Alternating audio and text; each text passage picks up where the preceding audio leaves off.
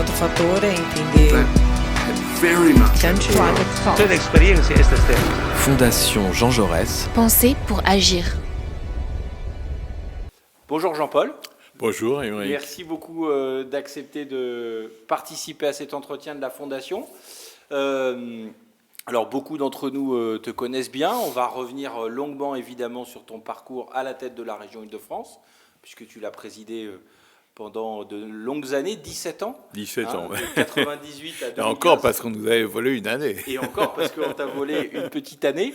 Mais voilà, tu as marqué de ton empreinte la région Île-de-France. On y reviendra à la fin, on y reviendra parce qu'évidemment que ça fait écho à quelques actualités politiques, paraît-il. Un peu. Dans quelques semaines, même si nos concitoyens le savent peu. Mais je ne voudrais pas commencer par là. Je voudrais commencer par un autre élément qui a évidemment marqué ta vie militante et ta vie d'élu, et puis ta carrière administrative aussi en réalité. En partie, c'est ton lien avec Michel Rocard. Tu d'ailleurs as signé au début des années 70 un certain nombre de petits ouvrages sous un nom totalement différent de celui de Jean-Paul Huchon. Tu peux nous rappeler ce nom Daniel Lenègre. Voilà. Parce que c'est vrai que j'écrivais beaucoup beaucoup dans Tribune Socialiste et puis les bouquins. Ouais. Et les bouquins et les revues. Et donc tu as signé. Donc ton parcours avec Michel Rocard commence bien avant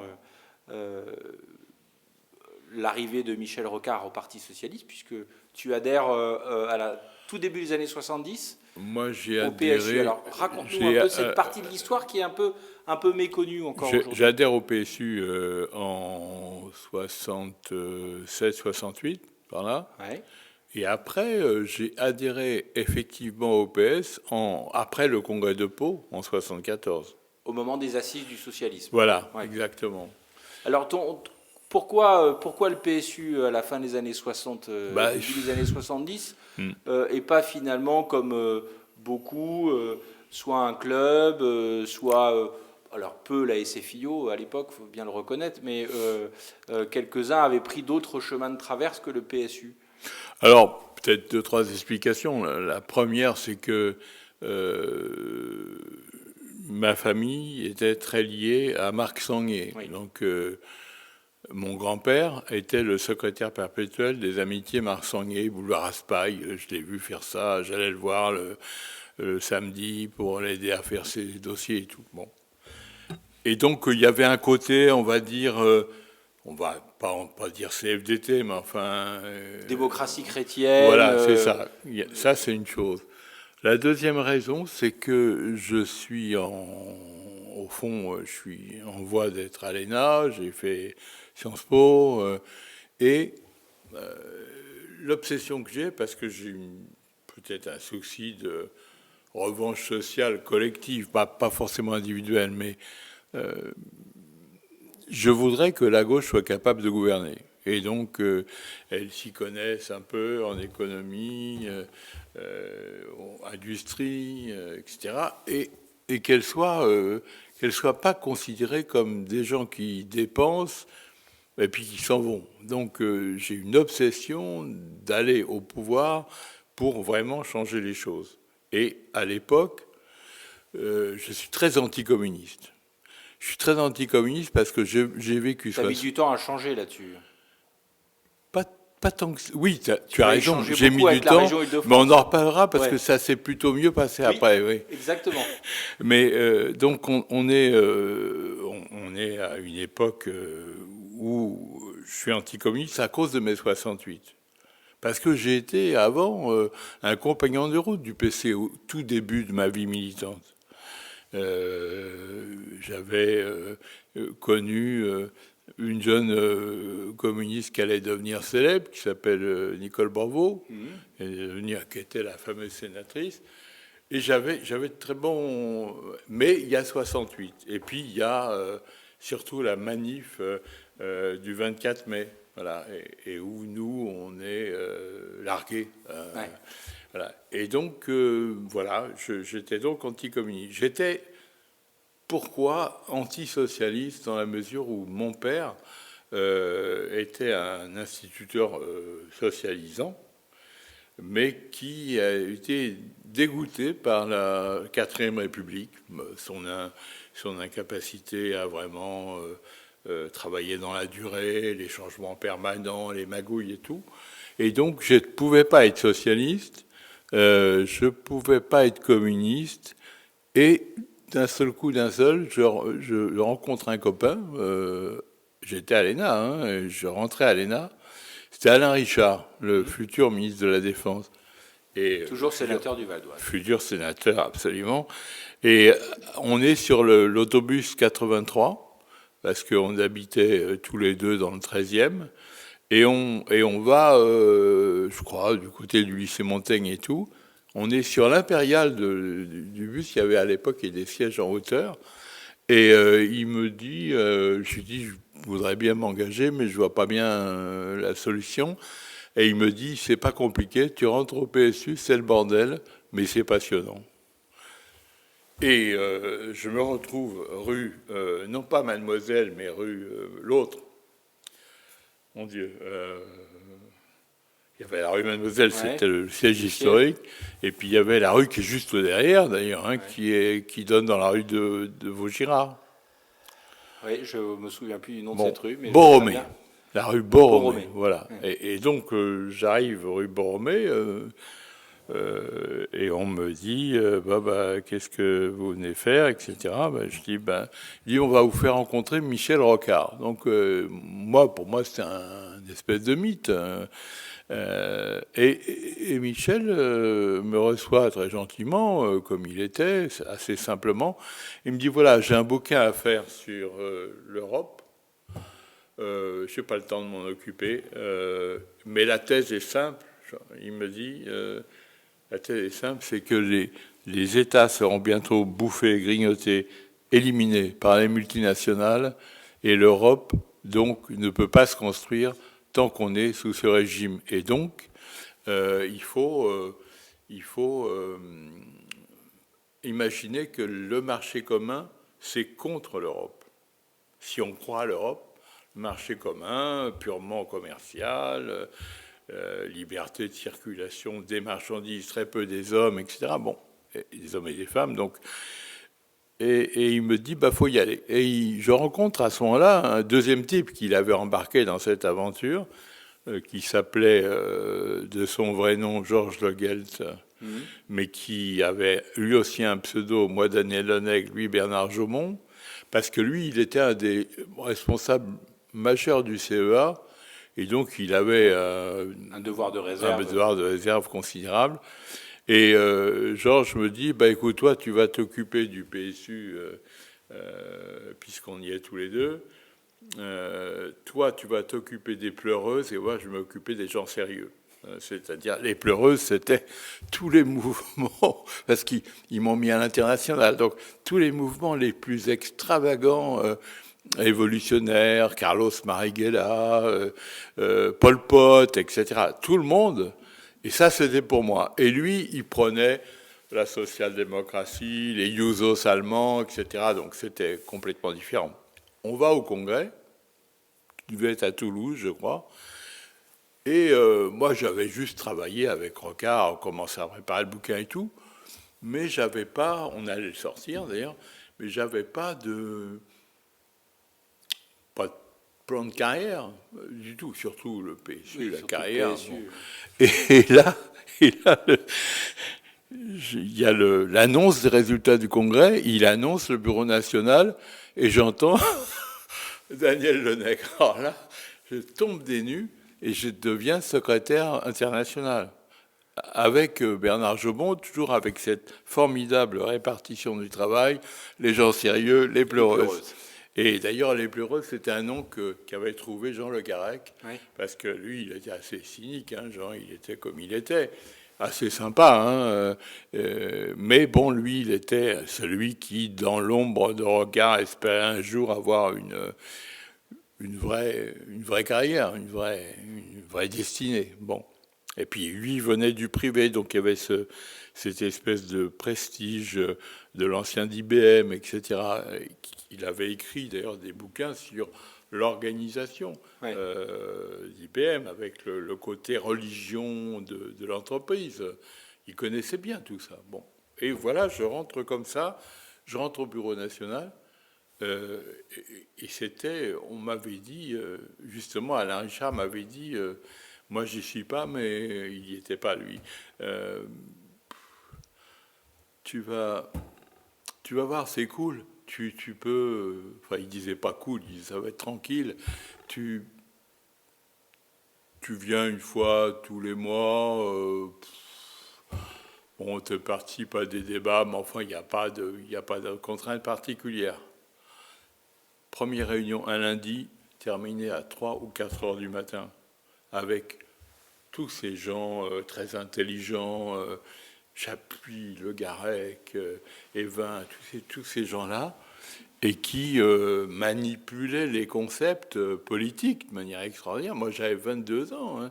J'y connaissais vraiment rien. Et d'ailleurs, à la fin des bureaux nationaux, j'étais complètement lessivé parce que je cherchais à comprendre. Il y avait notamment un truc qui me frappait, ça je pense que personne d'autre te le racontera, c'était que le gars, il disait toujours, il nous faut un lieu politique. Et alors, un jour, comme je ne comprenais pas de quoi il parlait, j'ai fini par dire, mais qu'est-ce que vous voulez dire avec le lieu politique ? Écoute, c'est un lieu. Et ce lieu, enfin, c'est un lieu politique, quoi. Bon, voilà. Et donc, c'était incompréhensible, mais bon. Moi, on me faisait faire toutes les manifs les plus débiles, parce que, évidemment, la pire que j'ai connue, c'était la manif contre Golda Meir. Et alors, ça me gênait d'autant plus que moi, j'étais plutôt pro-israélien, donc ça m'emmerdait. On m'avait collé la Palestine comme travail de fond, et j'ai enterré tous les responsables de l'OLP qui se sont fait assassiner à Paris. Ezzedine Kalak, Mohamed Amchari, etc. Ils ont été assassinés, probablement par leur propre coreligionnaire ou par le Mossad, j'en sais rien. Mais on m'avait collé ça. Et moi, j'avais le contraire. J'étais obligé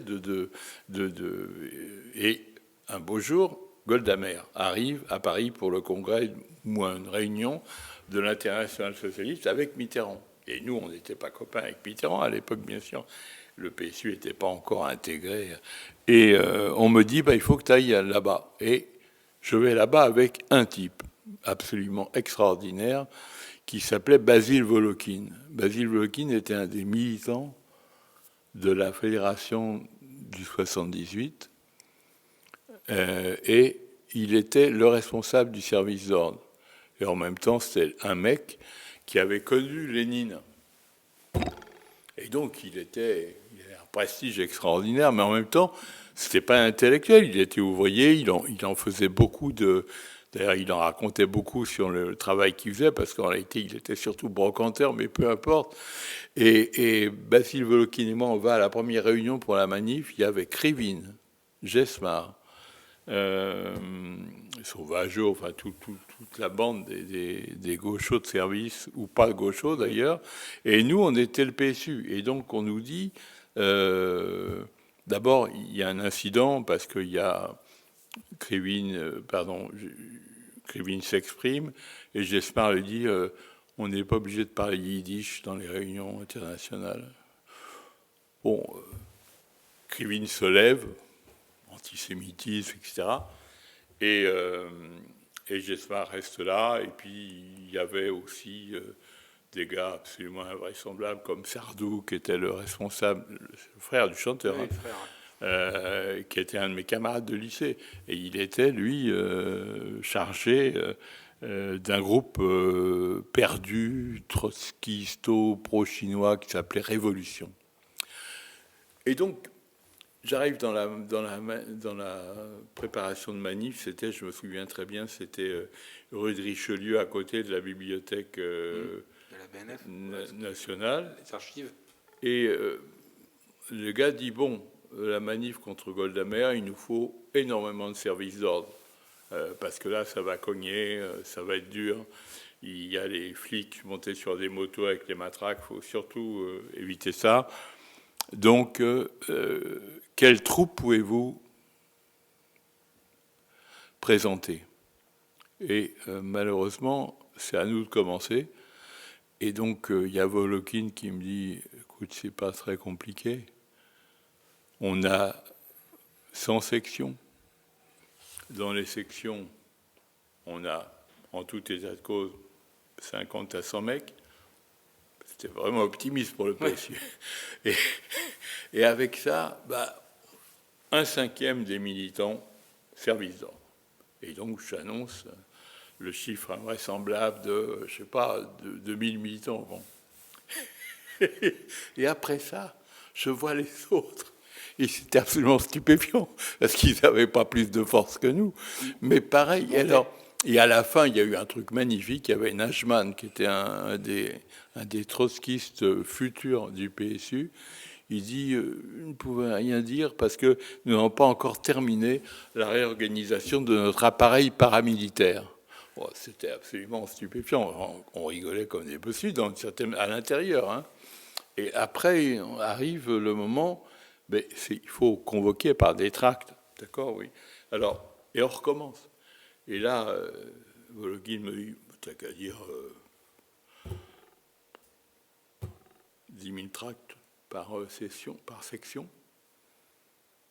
Et on arrive à la fin, quand on a fait le tour de tout le monde, à 5 millions de tracts dément pour une manif qui avait lieu donc au Palais du Luxembourg, au Sénat en plus. Évidemment, cette manif a eu lieu, mais on s'est fait tartiner par les flics à moto et tout.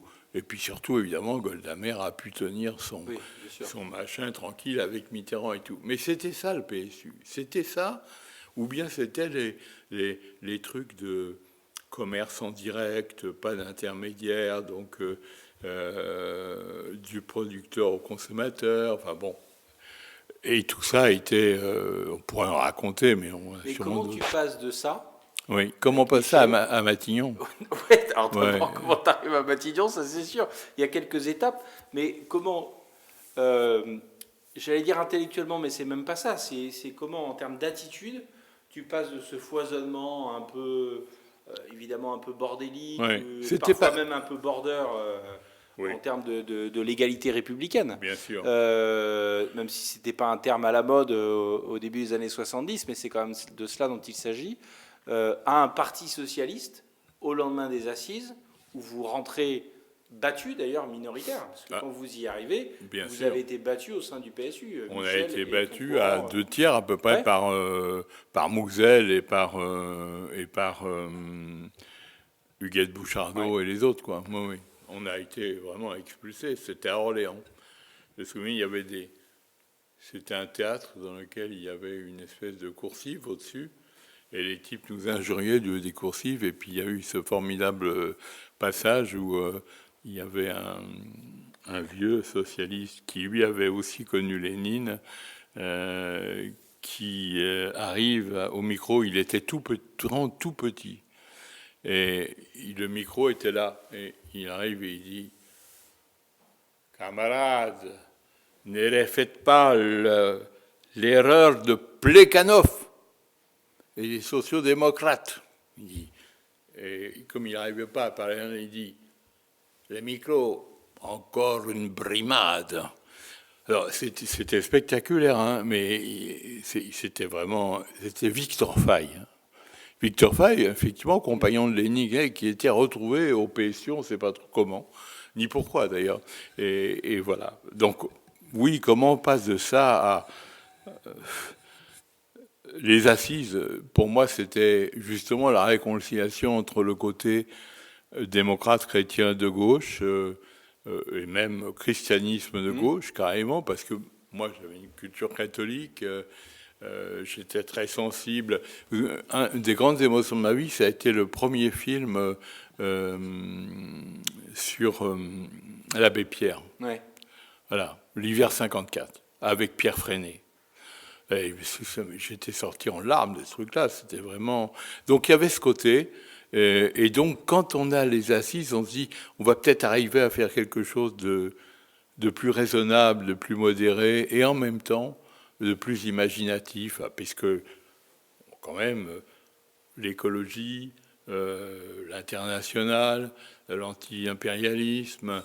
Il y avait aussi la planification, l'autogestion. Bon, yougoslave, bien sûr, c'était le grand truc de Michel. Après, il a beaucoup prôné le socialisme australien, etc. Bon, on était dans cet esprit. Et c'est ce qui m'a conduit, parce que je voulais être quelqu'un de sérieux, j'étais un futur énarque et tout, donc il fallait quand même être sérieux. Mais en même temps, on n'avait pas perdu l'idéal, et surtout l'idéal d'une, on va dire, deuxième gauche. À l'époque, on parlait pas de deuxième gauche, mais c'était les gauchistes, quoi, en gros. Et moi, j'étais carrément gauchiste. Je me souviens d'avoir, pendant les journées de mai 68, moi, je balançais les pavés sur le boulevard Saint-Germain, etc. J'étais vraiment un dur, alors que j'étais énarque, ce qui était complètement dément de faire ça. Hein, mais bon, voilà. Et c'est pour ça que j'avais un pseudo. Donc, voilà, parce que pour protéger la confidentialité. Moi, j'étais au ministère des Finances à l'époque, donc je travaillais souvent avec Giscard d'Estaing, qui était le ministre, et j'étais un des fonctionnaires qui s'occupait justement de l'agriculture et tout ça. Donc c'était normal que je sois là, mais en même temps, je me disais, mais c'est fou ce truc-là. Et c'est au moment du référendum de Gaulle de 69, après qu'on se retrouve avec Michel. Je vote pour Michel. Pour la première, et d'ailleurs on remarque jamais ça assez, mais Michel, c'est la seule fois où il soit vraiment présenté à la présidence de la République. Oui. Pour le PSU. Pas vraiment, c'est la seule fois. Voilà, c'est la seule fois. Et donc, les autres, ça a été putative. Voilà, exactement. Avec d'ailleurs des épisodes sur lesquels ça mériterait de revenir, parce qu'il y a eu des attitudes très contradictoires à l'époque. Mais donc, voilà, on arrive dans une position au PSU qui était un peu d'être l'aiguillon socialo-réformiste, et même carrément gaucho-réformiste. Et on me fait adhérer à la section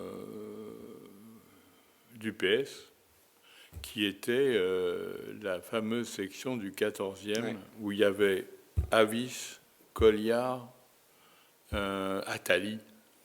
Voilà, donc là, c'était et ça se tenait, les réunions se tenaient dans une église, et on était sur des prie-dieux pour les réunions. C'était un côté un peu marrant.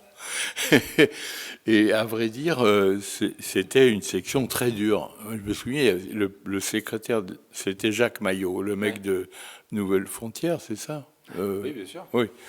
Et il était vraiment un CRS, mais archi dur. Et la première fois que j'arrive, je présente les gens et j'essaye de dire un mot. Et il me dit, toi, le PSU, tu commences par fermer ta gueule. Ça a commencé comme ça. Une franche camaraderie. Voilà, tu distribues les tracts, tu fermes ta gueule. Bon, c'est ce que... Il était plutôt marrant, Maillot. Hein, je l'ai connu après, dans son travail industriel, si j'ose dire. Mais c'était quand même des sections assez dures. Et j'en avais tellement marre de ces sections du 14e qu'un beau jour, je décide de rentrer à la section socialiste du ministère des Finances. Ce qui était, franchement, rarissime. Les GSE, les groupes socialistes d'entreprise à l'époque. Ce qui était franchement rarissime. Hein. Il y avait très peu de gens comme ça. Et je me trouve là dans cette section avec le copain de Planchou, là, Bellon. Oui. Bellon,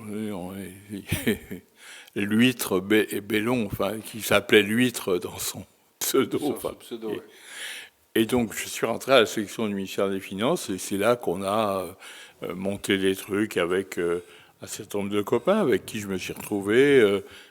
Yves Lioncan, qu'on retrouvera ensuite chez Mauroy, etc. C'était une section pas inintéressante. Et alors pourquoi, Jean-Paul, tu vas à Conflans-Sainte-Honorine ? Alors, parce que finalement, Michel Rocard, il a été député de la circonscription de 73. Il est élu. Pas celle-là. Non, il est élu à la partielle contre Couve de Murville. contre Couve de Murville, et en 73 dans la il perd. cinquième. Voilà. Dans la cinquième. Il perd- à il- Marly-le-Roi. Voilà, etc. Marly juste Voilà. à côté. Un miracle, honnêtement. Oui, moi. le miracle Surtout- partiel, quoi. Surtout quand on connaît l'extraordinaire capacité de Rocard à se prendre les pieds dans le tapis de chaque élection. Mais bon, il l'a fait. Celle-là, il l'a fait. Ah, il l'a 73, fait. il est battu. Mais il était drivé par Frachon. Et Ouais. Frachon, sur le terrain, c'était... moi, c'est mon modèle en politique. C'est mon père en politique. C'était vraiment un mec d'une humanité extraordinaire, mais en même temps d'une dureté dans le débat. Enfin, vraiment, c'était une belle fédération à l'époque, le 78. Et puis, bon, ça a complètement Disons que c'est dérivé. moins le cas aujourd'hui. Aujourd'hui, oui. Mais alors pourquoi Conflans? Pourquoi Rocard a-t-il besoin de Huchon à ses côtés Alors, à Conflans? Parce qu'à la limite, Rocard Ouais. pouvait être à Conflans, Ouais.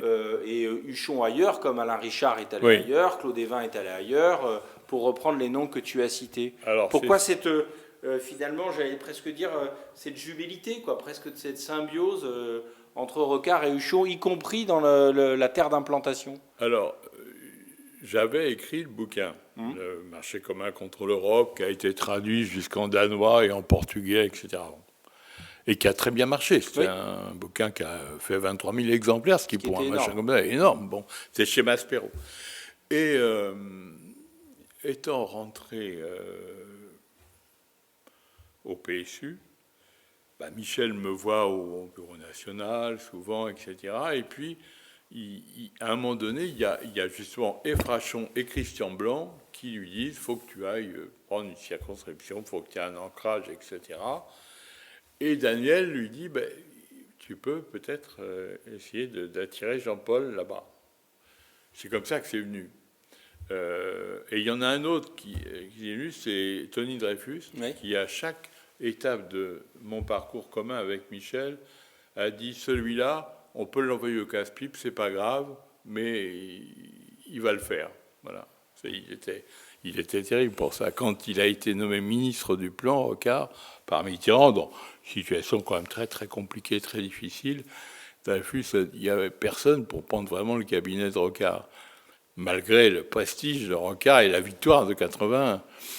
Il y avait On Pierre-Yves... a un peu peur d'être tricard en allant chez Voilà. Rocard, quoi. Il y avait Pierre-Yves Cosset, Ouais. et il y a Tony Dreyfus qui a dit non, il faut un jeune qui a l'écrou et qui peut se ramasser la gueule. Et c'est comme ça que ça a commencé. Voilà.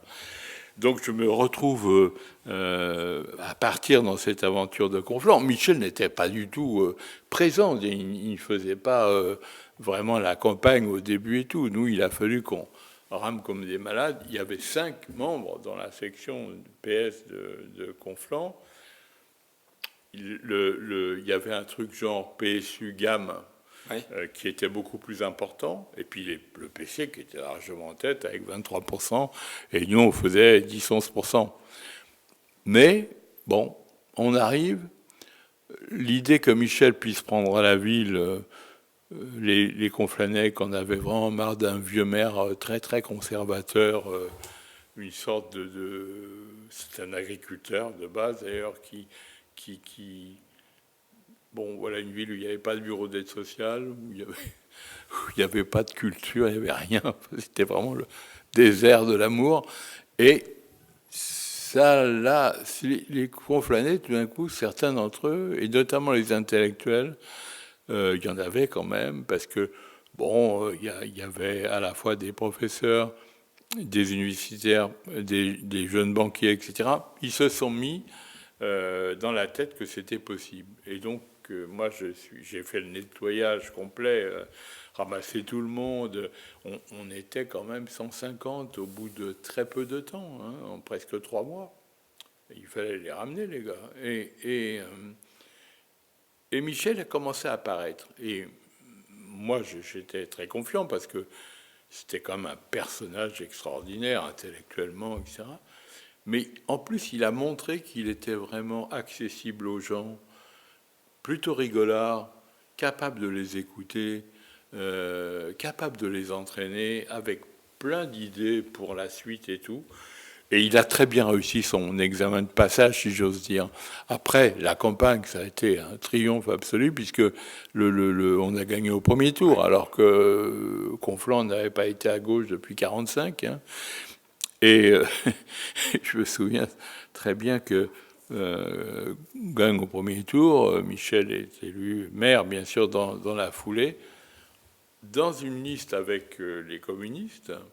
Et c'est là qu'on commence à avoir un nouveau rapport avec les communistes. C'est-à-dire que eux, c'était vraiment, à Conflans, c'était des stalles de chez Stahl, vraiment hard, les mecs. Et ils disaient, nous, on est à 22%, vous êtes à 11%. On ne peut pas additionner les prunes et les pruneaux, hein, c'est pas la même chose. Donc, c'est nous qui devons prendre la tête. Et moi, j'étais chargé de négocier pour que Rocard prenne la tête à Conflans et on donnait le Poissy au PC. Et c'est comme ça que ça s'est passé au bout du compte. Il y avait une fille qui s'appelait... Ce qui montre d'ailleurs la force des organisations partisanes à l'époque. Aujourd'hui, c'est un truc que tu peux plus faire. À l'époque, le mec qui négociait au nom du parti était respecté, écouté, etc. Et c'était géré directement par la fédération. Il n'y avait même pas... jamais... je pense à l'époque, le national du PS a été même mis dans le coup de l'élection de Conflans. C'était vraiment la fédération, puis c'était Frachon et ses amis. Voilà. Et donc, c'est comme ça qu'on s'est retrouvé à Conflans. Et alors, petite aventure, le type qui avait fait venir, parce que l'avantage pour Conflans, pour Rocard de Conflans, c'était très simple. Il ne voulait pas être à plus de 30 km de Paris. Il ne voulait pas. Il ne voulait pas aller en province. Pourtant, il avait eu des propositions un peu partout, hein, Soissons, Reims, tout ce qu'on voudra. Non. Et donc, il fallait 30 km de Paris. Il fallait une ville qui soit... où on soit demandé. Or, il y avait un mec à la section du PSU de Conflans qui s'appelait Gaston Rousset, à qui on a donné le nom d'une école après. Gaston avait 80 ans à peu près. Et il était l'ancien responsable PSU GAM. Et Gaston était un mec vraiment un protestant, fondamentalement protestant, avec tout ce côté un peu psychorigide, mais en même temps d'une moralité absolue, mais qui vivait de manière très modeste, etc. Et c'est lui qui était censé être le premier adjoint de Michel. Bon. Et le problème, c'est que le soir de la campagne, il meurt. Le soir où on a le résultat, il meurt.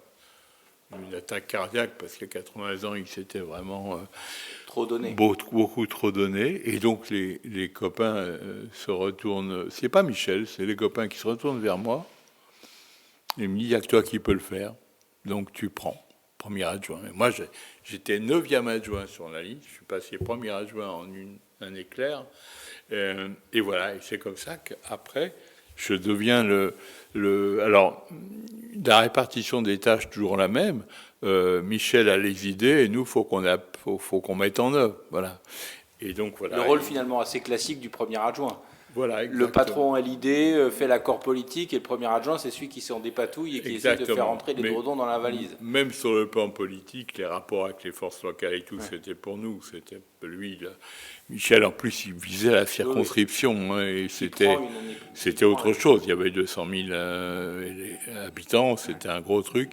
Et puis, il y avait le bastion de Poissy avec la CFT et les fachos. Ouais. Donc, c'était une autre affaire. Mais qu'on a continué à mener avec Daniel Frachon. Donc c'est comme ça que je m'installe premier adjoint. Et ça va durer jusqu'à 1900, donc c'est 77. En 94, quand Michel a malheureusement cet pénible accident aux européennes, un soir, il me ramène, il était au bureau municipal, comme tous les lundis. Il y passait juste la soirée, mais il me dit, tu sais, je crois que maintenant, faut que je passe la main. Et donc, il me dit, on va y aller. Alors, on fait un séminaire, comme d'habitude. Avec qui? Avec Roland Quérol, comme d'habitude. Et Rocard leur annonce, je pense que c'est Jean-Paul qui doit me succéder. Alors, les types sont effondrés, mais que ce soit des copains, des amis, des gens avec qui on dormait, on mangeait, on couchait dans les chambres quand il n'y avait pas de place et tout. Et ils disent ah non, on ne peut pas gagner sans Michel, etc. Voilà. Et Rocard leur dit on va laisser passer l'été et au retour, on verra si on confirme. L'été se passe, au retour, il confirme. Là, je voudrais faire un petit retour en arrière, parce que là, on a balayé longuement, mais de manière très rapide, finalement, toute cette carrière, implantation politique, etc. Ton lien avec Michel Rocard, tu es son directeur de cabinet, tu nous as dit pourquoi, puisque Tony Dreyfus dit, en voyant le petit jeune, s'il se plante, c'est pas grave. Voilà.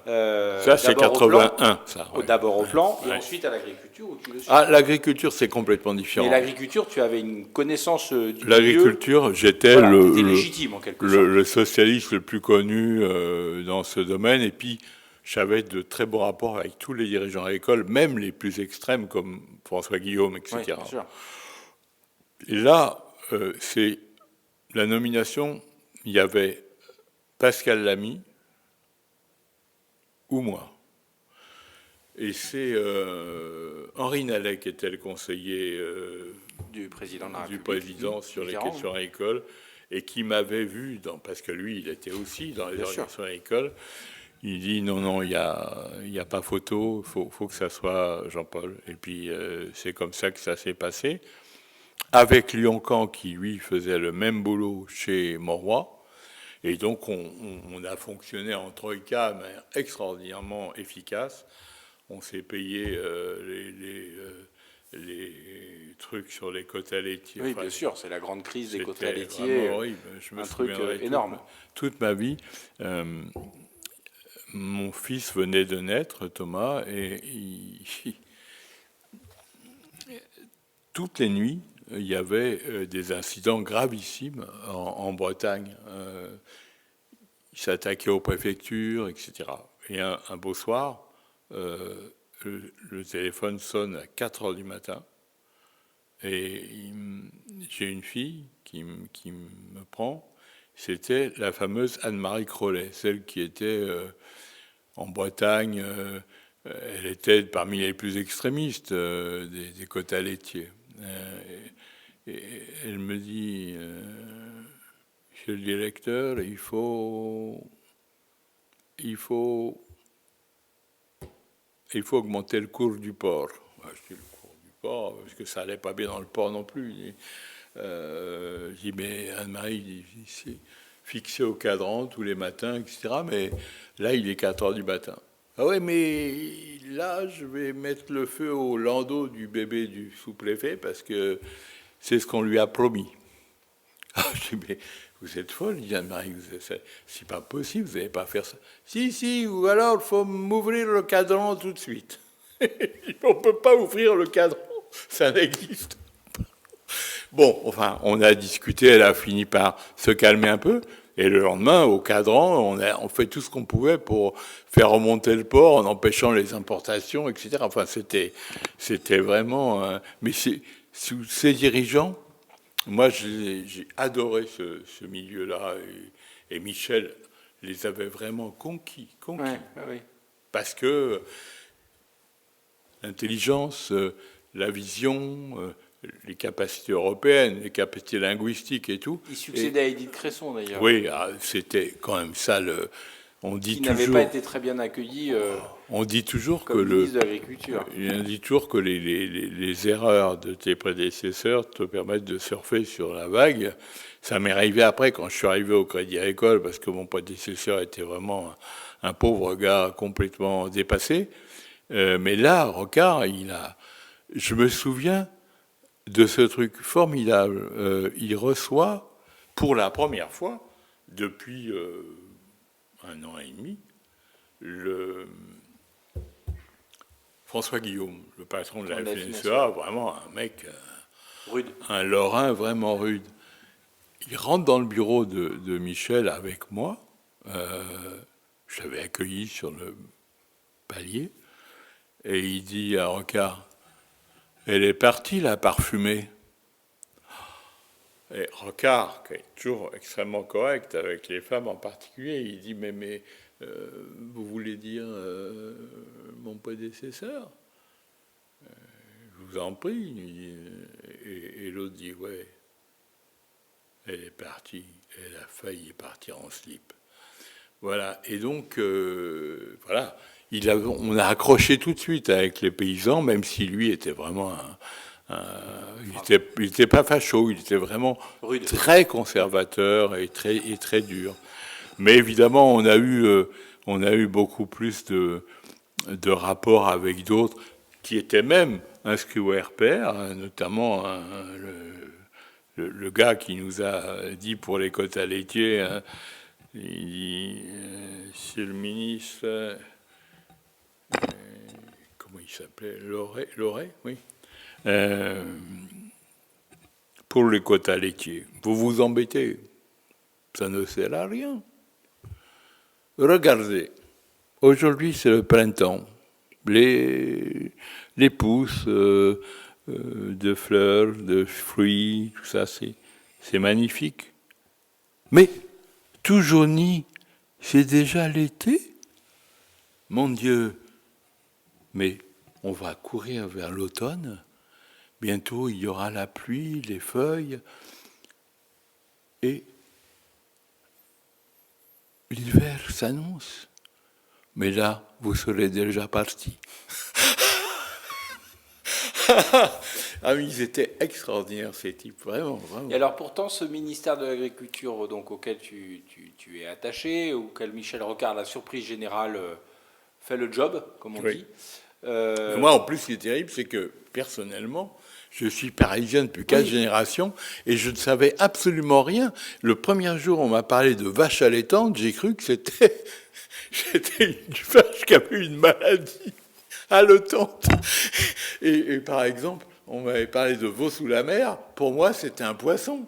Non, mais franchement... disons que c'était pas ton milieu d'extraction, quoi. Mais il y avait ce côté humain, convivial, qui était vraiment extraordinaire. Et c'est vrai que l'agriculture ne peut pas se gérer en dehors d'une forme de cogestion, compte tenu des crises permanentes. Je veux dire.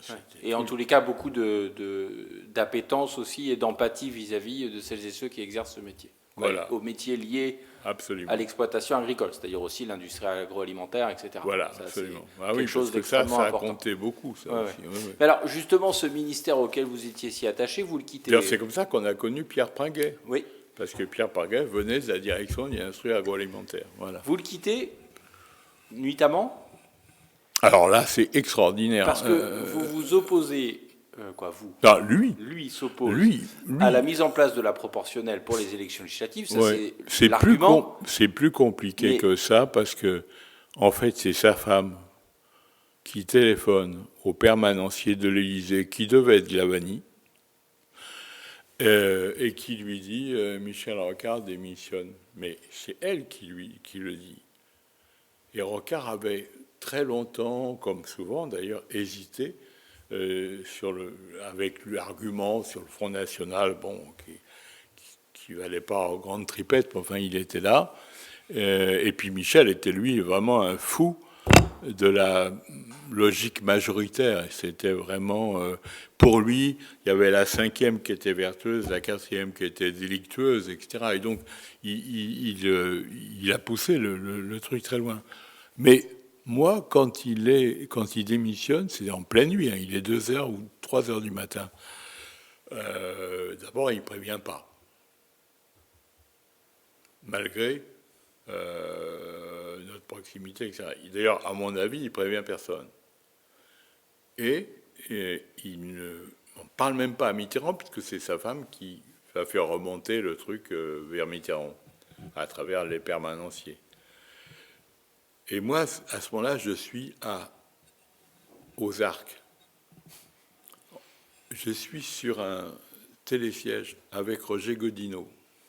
On est en train de monter à Arc 2000. Et tout d'un coup, il y a un coup de téléphone.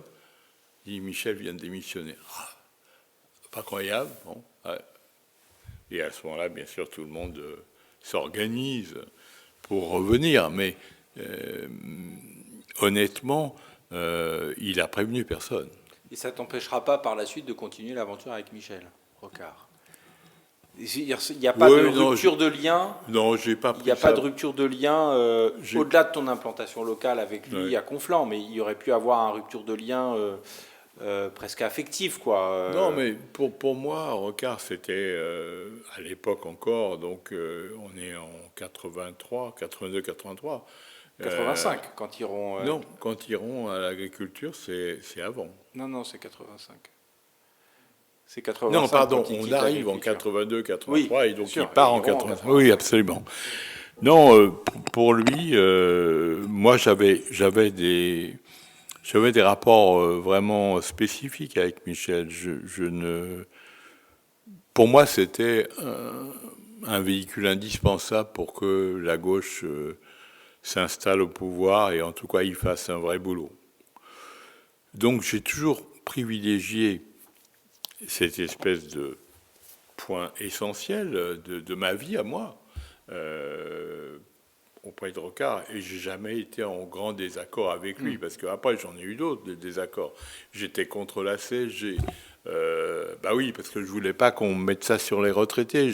J'étais comme Bérégovoy. Je pensais que Bérégovoy avait raison d'ailleurs, parce qu'on a un peu massacré, comme Macron a recommencé là au début de son mandat, avant les Gilets jaunes. J'étais pas pour la politique de rigueur fiscale et ce qu'on voudra. Bon, je me suis heurté à pas mal de gens. Et puis, j'étais pas d'accord avec la position strictement et durement laïque qui avait été prise sur le foulard. Mais c'était vraiment des nuances. J'ai jamais eu de. Ça n'est pas l'essentiel pour toi. Non, j'ai jamais eu de désaccord. Et puis, bon, vous êtes avec un homme qui est aussi important pour vous, pour le pays, pour l'Europe et tout. Vous n'allez pas faire prévaloir votre petit point de vue. Alors, on va glisser Je rapidement ne l'ai sur- fait qu'une fois, c'est-à-dire à la fin, Oui, quand Michel,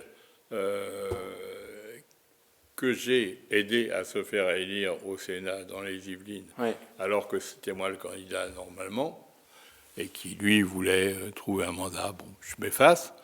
Mais après arrivent les régionales. Et là, on est à Conflans, un lundi soir, bureau municipal. Et là, moi, j'avais déjà pratiquement déclaré ma candidature. Et là, Rocard dit, devant tout le monde, il dit, de toute manière, moi, je ferai toujours 5 à 10% de plus que Jean-Paul. Alors là, ça m'a secoué, même, on peut dire vraiment. Et je dis, bon, bah, j'étais déjà désigné il aurait fallu revoter dans les Yvelines et tout. Et je dis non, bah, c'est pas possible, je continue. Et ça a été notre seule rupture en réalité avec des gens dans l'entourage de Rocard qui m'ont traité de traître, d'assassin, etc. Dont Dreyfus, qui était le chef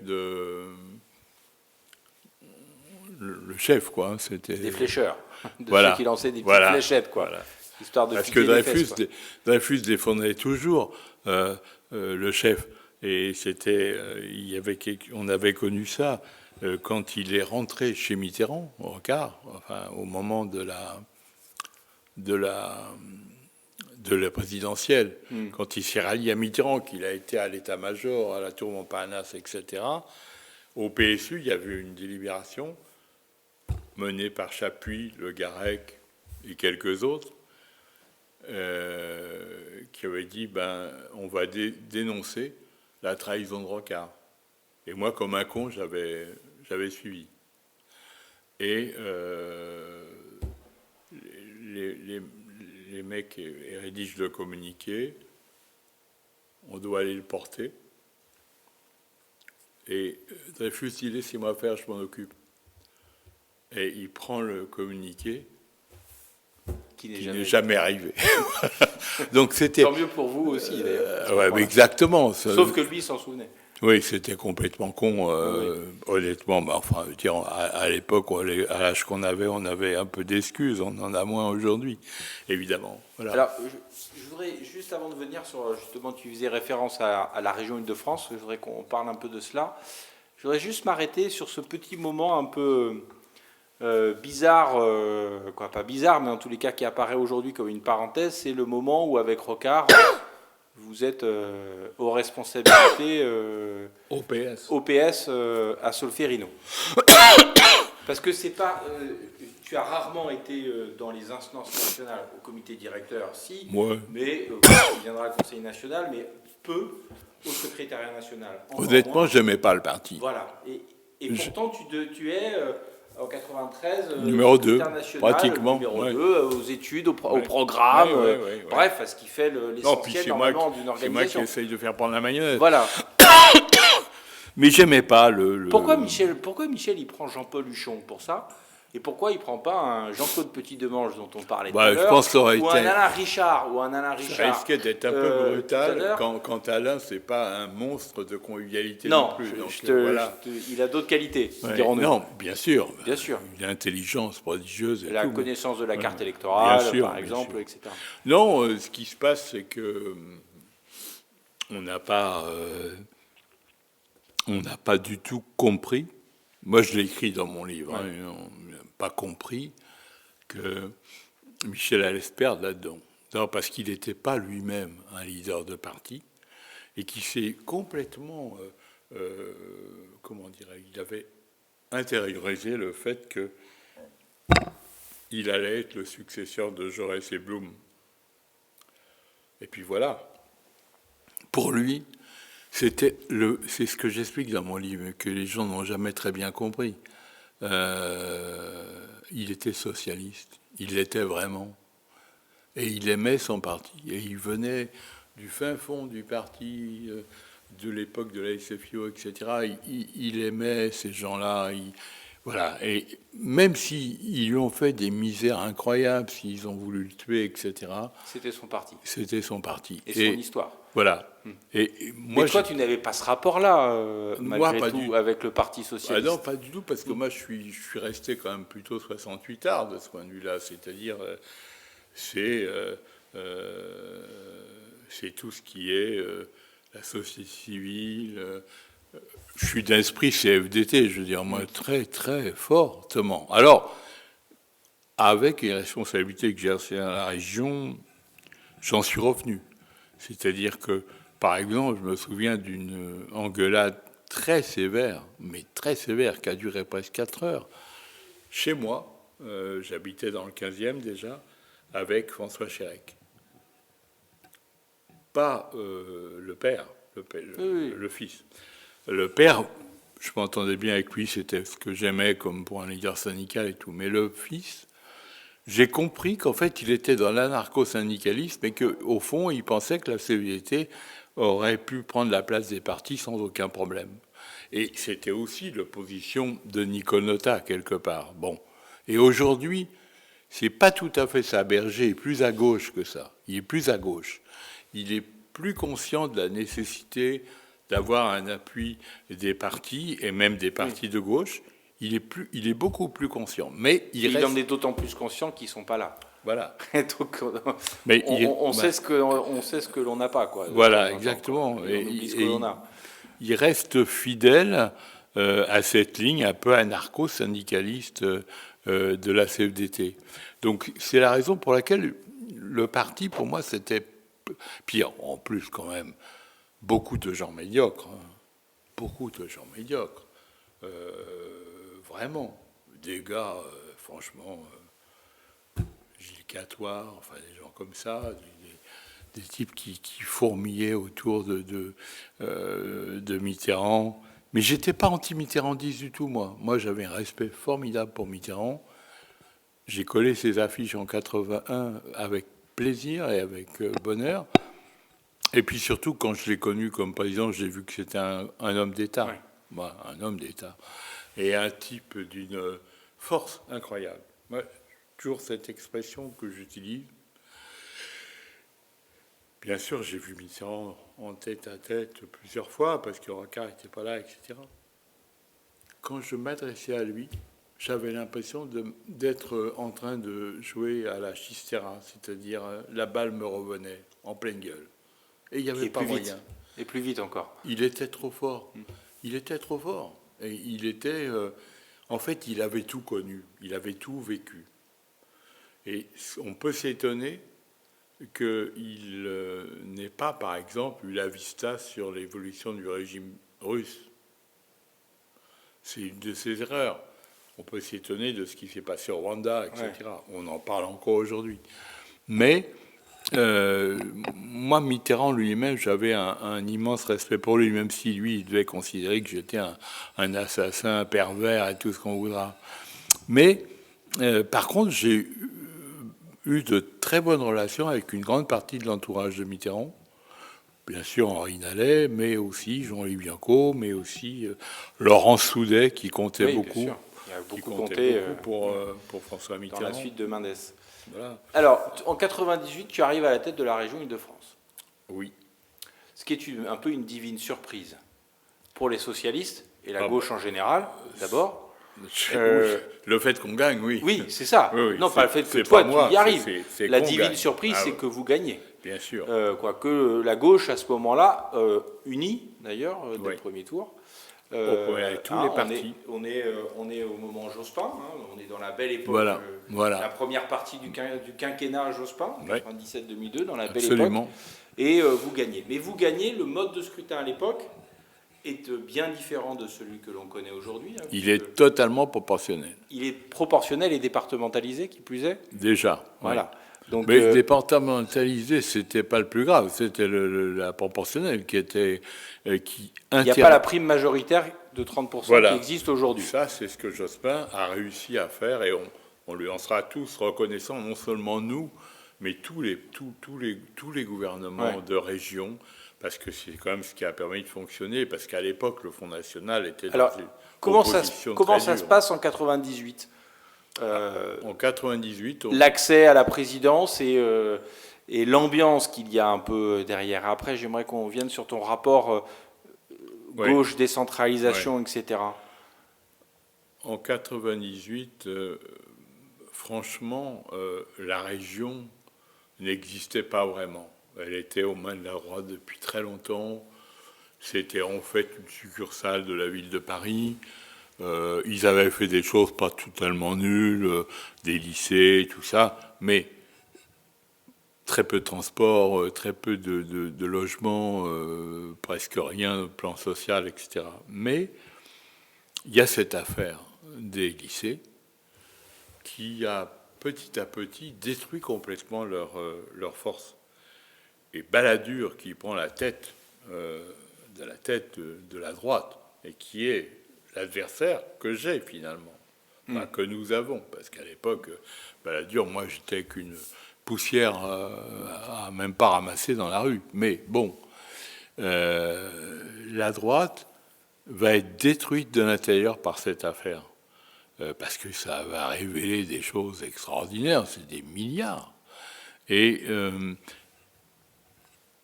tout s'est passé en raison, je dirais, du libéralisme de la droite, parce qu'il fallait laisser tous les trucs au privé, au bureau d'études, etc. Il n'y avait pas d'administration véritable. Toi, tu le sais bien, puisque tu étais au cœur de tout ça quand on est arrivé. Et donc, il y avait déjà ce présupposé qui avait été imposé par des mecs comme Fourcade. Fourcade a une grosse responsabilité là-dedans, parce qu'il a quand même laissé le système perdurer. Et puis, évidemment, les partis politiques se sont engouffrés là-dedans. Ce que j'ai jamais pu déterminer, c'est si mon parti s'était engouffré là-dedans. Je suppose qu'il avait dû participer à une forme de répartition.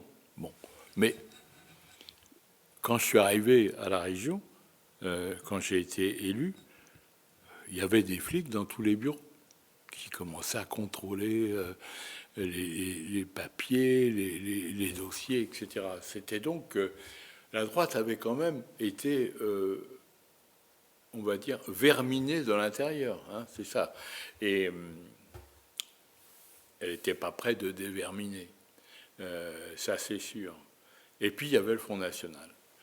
Parce que quand même, Assemblée 84 de gauche, 85 de gauche, 84 de droite, 36 du Front National. Donc, normalement, aucune majorité, impossible à réunir, sur tous les sujets, que ce soit, je veux dire, le système de transport, que ce soit l'exigence du logement social, que ce soit la gratuité des livres, il y avait rien qui pouvait avoir une majorité. Alors là, c'est le côté un peu miraculeux, parce que d'abord, le groupe socialiste, à mon avis, correct du début jusqu'à la fin, avec un Jean-Paul Planchou qui était quand même vraiment quelqu'un, moi, que j'aime profondément, hein, d'amitié, mais qui savait toujours où aller, pas aller plus loin, etc. Bon, il était sanguin, mais sans plus. C'était pas quelque chose d'impossible à supporter.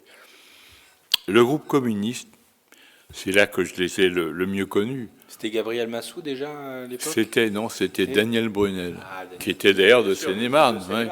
Et Daniel il avait trouvé la martingale, il était président de groupe et il était vice-président chargé du portefeuille théoriquement le plus important, l'économie, etc., et l'industrie.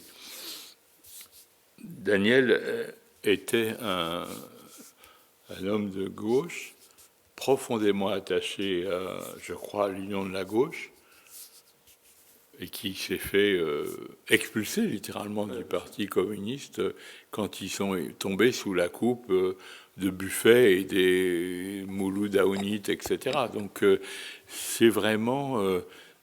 c'était une belle équipe, les communistes de l'époque. Il y avait des gens vraiment sensationnels. Le mec qui était à l'Éducation nationale, Girard, qui était golfeur. On échangeait sur les golfs de temps en temps. Il y avait Jocelyne Rioux. Bon, elle était un peu stable, mais elle était quand même... mais instable, tu négocies et tu deals avec un voilà, stable. exactement. Oui. Et d'ailleurs, c'est comme ça que je suis devenu, non pas anticommuniste, mais presque pro-communiste, parce que j'ai appris un truc, mais je l'ai appris qu'à la région, un petit peu à Conflans. C'est que pour les communistes de l'époque, aujourd'hui malheureusement il ne reste presque rien, mais pour les communistes, l'important c'est le débat. Et c'est-à-dire, il faut aller au bout du débat. Mais cette région Île-de-France, tu la présides donc pendant 17 ans. Oui. Pour moi, il y a deux étapes. Une seule, la première, c'est qu'on doit signer le contrat de plan avec l'État. Et là, grâce à un système qu'on avait mis au point avec Jean-Paul, qui consistait à aller dans les départements, leur demander ce qu'ils voulaient, essayer de le satisfaire, et après, contourner l'opposition politique dans l'Assemblée.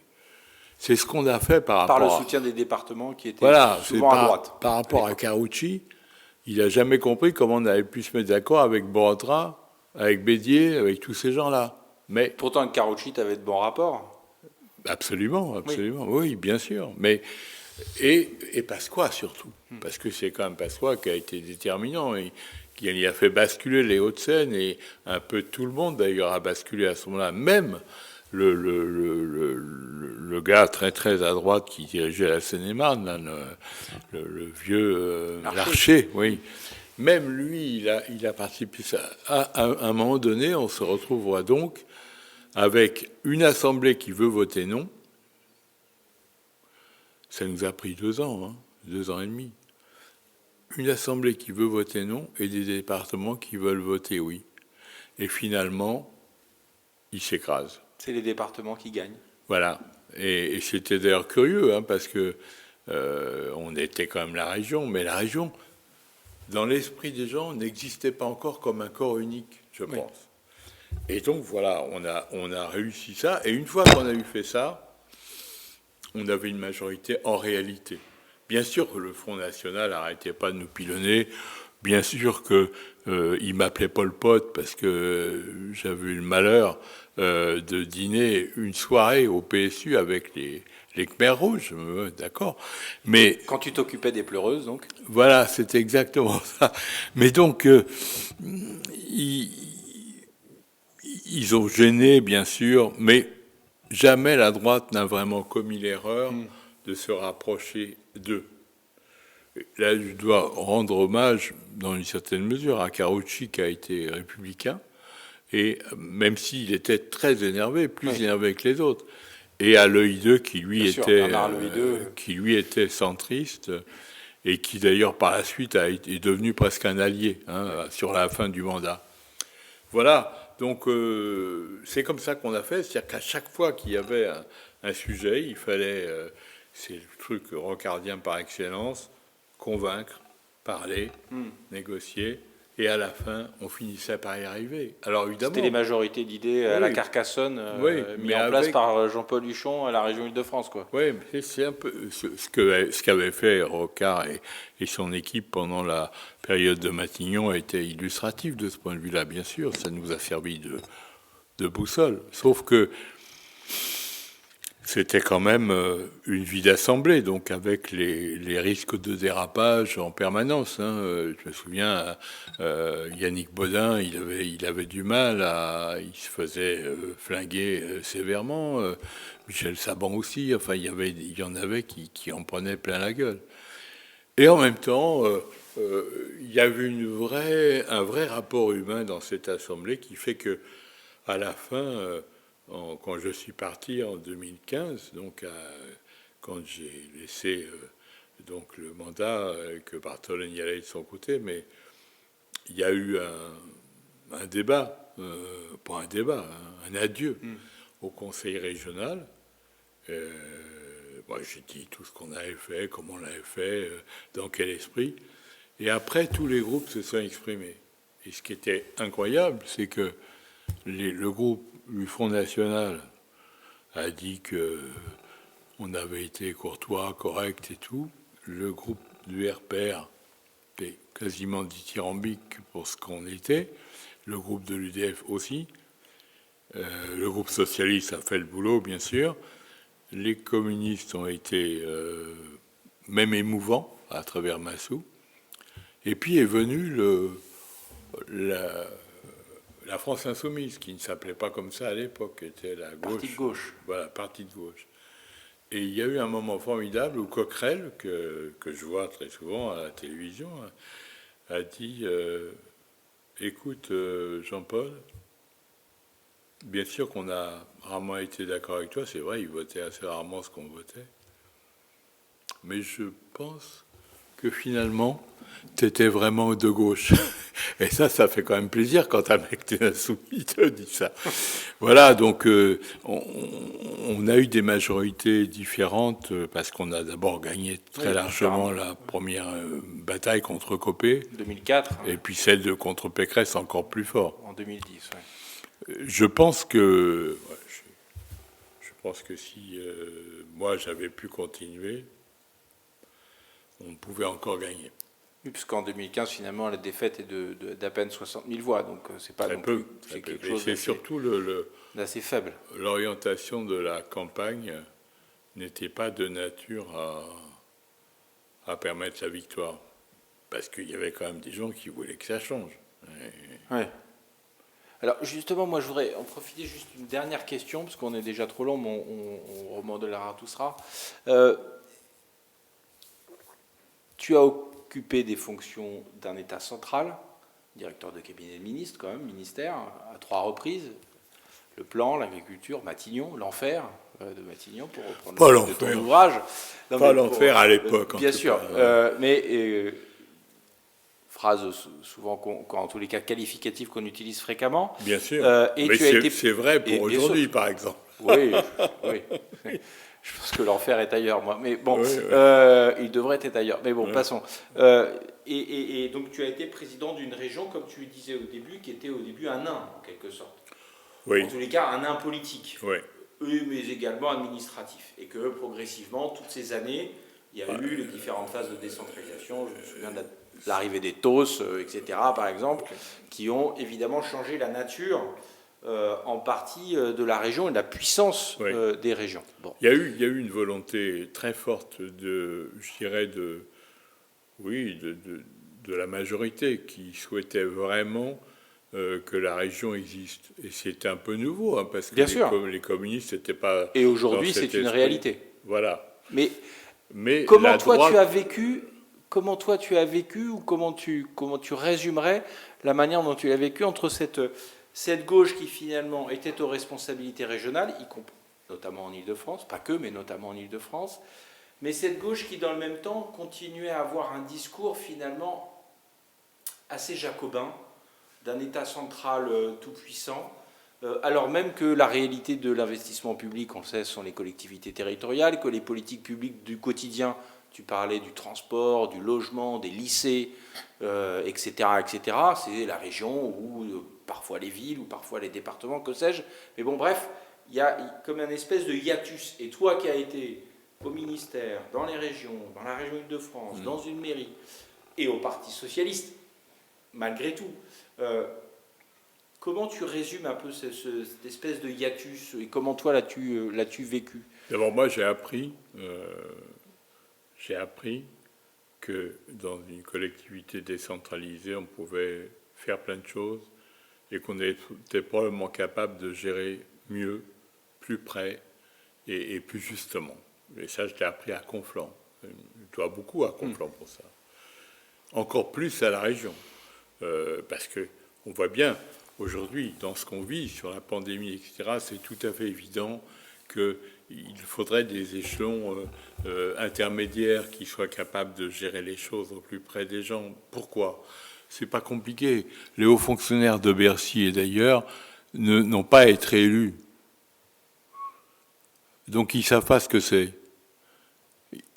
Ils pondent des circulaires, ils sont arrogants, ils disent c'est comme ça, c'est pas autrement, ils se perdent dans les détails. Jamais un élu de collectivité locale, surtout collectivité locale importante, ne se trouvera dans cette situation. Quand des gens comme De Végean, paix à son âme, me disaient il faut faire barrage au jacobinisme régional, ça me fait vraiment hurler de rire, parce que le jacobinisme, il est devant nous en permanence, et c'est quelque chose qui est historique. Moi, je le date des Chouans. Hein, c'est d'un côté, tu as les Chouans, de l'autre côté, tu as la République, comme si on avait découpé les choses comme ça.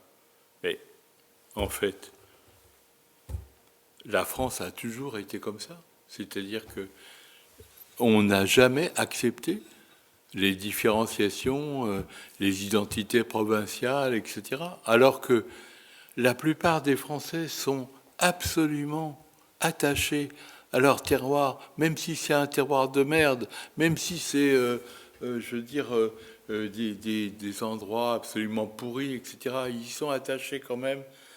Et l'État, ce qu'on appelle maintenant, c'est un mot terrible, l'État profond, n'a jamais reconnu ça, jamais reconnu. Et puis, ce qui est insupportable dans la situation d'aujourd'hui, c'est que d'un côté, l'État est de plus en plus arrogant, et en même temps, il a de moins en moins de pouvoir et de moyens. Donc en fait, on assiste à une espèce de jeu de dupes où l'État fait semblant de diriger, alors qu'en réalité, il est totalement incapable de le faire, et en particulier parce qu'il n'a jamais été capable de faire le point entre le régalien et le non-régalien. Moi, ma position est assez simple. Sur le régalien, évidemment qu'il vaut mieux des policiers professionnels et tout ce qu'on voudra. Et d'ailleurs, même les polices municipales vont devenir professionnelles. Ça sera pareil. Mais pour tout ce qui est de la vie quotidienne, sociale, économique, culturelle, équipement, transport, mais laissez faire les collectivités locales. Elles ont les moyens d'intervenir, à condition, bien sûr, qu'on répartisse les dotations, etc., et qu'on arrête de vouloir recruter des fonctionnaires communaux alors qu'il existe des tas de fonctionnaires d'État qui pourraient aller trouver le bonheur dans le travail là-bas. Parce que moi, je peux te dire, à la région, les gens avaient beaucoup plus le sens du service public que dans l'État. Vraiment. Parce qu'ils étaient accrochés à ce métier. Ils l'avaient créé, ils l'avaient construit. Voilà, donc moi, je dis ça, je suis un énarque. J'ai donc été extraordinairement nourri de tout ce phénomène, république, jacobinisme, etc. Bien sûr. Mais comme je dis souvent, je suis un énarque, mais je me suis soigné. C'est-à-dire que tout ce que j'ai fait en collectivité locale m'a extraordinairement appris. Et on comprend très vite pourquoi ça marche mieux en Allemagne qu'en France. Parce que en Allemagne, il y a beaucoup plus d'entreprises intermédiaires. 3 fois plus qu'en France. Mais pourquoi? Mais parce que les régions ont des vrais pouvoirs. Et on voit bien que même dans cette affaire de pandémie, tout n'a pas été parfait. Il y a eu des loupés aussi chez eux. Mais ils ont quand même géré les choses de manière beaucoup plus calme que nous. Et là-dessus, moi, j'en veux beaucoup au président de la République actuel, à Macron, parce que je pense qu'il n'a pas été du tout capable d'assumer l'héritage Mitterrand-Mauroy, c'est-à-dire cette volonté de rapprocher le terrain. Même si pour Mitterrand, c'était pas ça le problème. Mitterrand, il voulait se débarrasser des préfets. Il détestait l'autorité des préfets, etc. Mais Mauroy était sincère. Oui, Mauroy était un vrai décentralisateur. Il était sincère, comme de fer, d'ailleurs. Et Rocard aussi, de son côté. Hein, parce que quand on voit un contrat de plan, qu'est-ce que c'est? Ça doit être la rencontre entre les volontés du terrain et puis l'apport de l'État sélectif pour chacune des aussi. Puis pour le reste, ils peuvent se débrouiller eux-mêmes, donc les collectivités. C'est ce que j'essaye de faire aujourd'hui, parce que j'ai créé un institut de formation pour les élus, mais c'est surtout, on invente un truc qui s'appelle le certificat de gouvernance publique. Parce que ce dont on a besoin aujourd'hui, parce que ça ira fatalement comme ça, il y aura fatalement plus de pouvoir et de moyens aux collectivités locales. Donc il faut que les types qui vont être les responsables, ils aient vraiment le niveau suffisant et qu'ils apprennent non pas les règles de la M14 dans le détail, mais qu'ils apprennent à se comporter. Comment on se comporte par rapport à son personnel. Toi qui as été en charge de ça à la région, tu vois bien que j'en parle souvent avec Michel Prudhomme, on en parlait beaucoup avec Michel Saban. Il y a vraiment une richesse dans ce rapport au personnel qui est très très important. D'ailleurs, un type qui n'a pas son personnel avec lui peut dire adieu, il ne sera pas réélu, de toute manière. Sûr. Donc voilà, moi je suis persuadé qu'on gère mieux comme ça. Évidemment, je ne suis pas prêt à dire qu'il doit y avoir une inégalité de traitement partout, etc. Mais très franchement, au point où on en est aujourd'hui, surtout après la réforme des régions, qui a reconstitué des régions beaucoup plus grandes, pas forcément une idée géniale, mais en tout cas ça existe, les collectivités sont capables de se prendre en charge, et elles le prouvent tous les jours. D'ailleurs, aujourd'hui, quand on regarde les émissions télévision en permanence, où il y a un élu qui vient parler, un autre qui vient parler, qui explique ce qui lui est arrivé, ce qu'il a pu faire, ce qu'il pourrait faire, etc. Bon, voilà, et c'est transpartisan, ça, hein. C'est même pas... même Robert Ménard dit des trucs pas forcément idiots là-dessus. Donc voilà à mon avis, moi je suis très très décentralisateur. En fait, je vais même plus loin. Moi je suis fédéraliste. Donc je suis fédéraliste européen et je suis fédéraliste dans mon pays. Alors ça, j'ai jamais été populaire avec ça, mais non, j'ai jamais eu l'occasion de le porter. De le porter et d'en débattre vraiment avec les autres, parce que je sentais bien que c'était une sorte de point de blocage. Autant on a fait évoluer les choses sur l'économie, sur l'identité, etc., autant on n'a pas fait évoluer encore suffisamment ce rapport absolument paranoïaque, jacobinisme contre collectivité locale. Et franchement, c'est dommage parce que je pense que notre pays marcherait beaucoup mieux. Quand j'étais directeur de cabinet à Matignon, surtout avec Rocard, qui était quand même un Premier ministre pas transparent, pas un genre Castex, hein,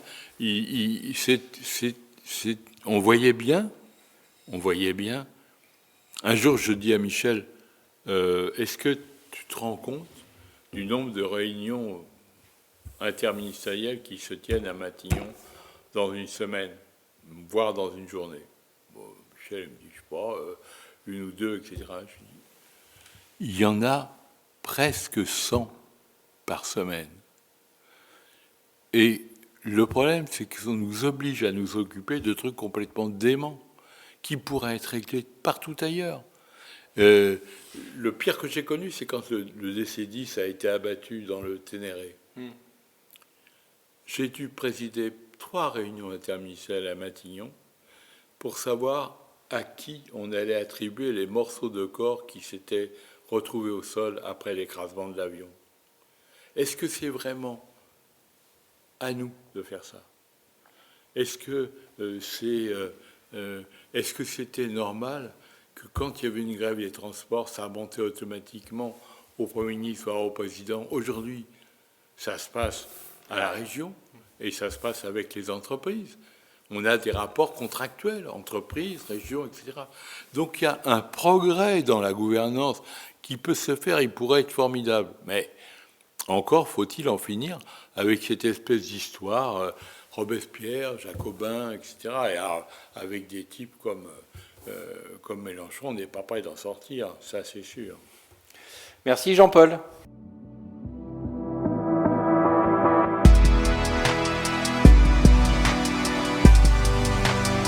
Fondation Jean Jaurès. Penser pour agir.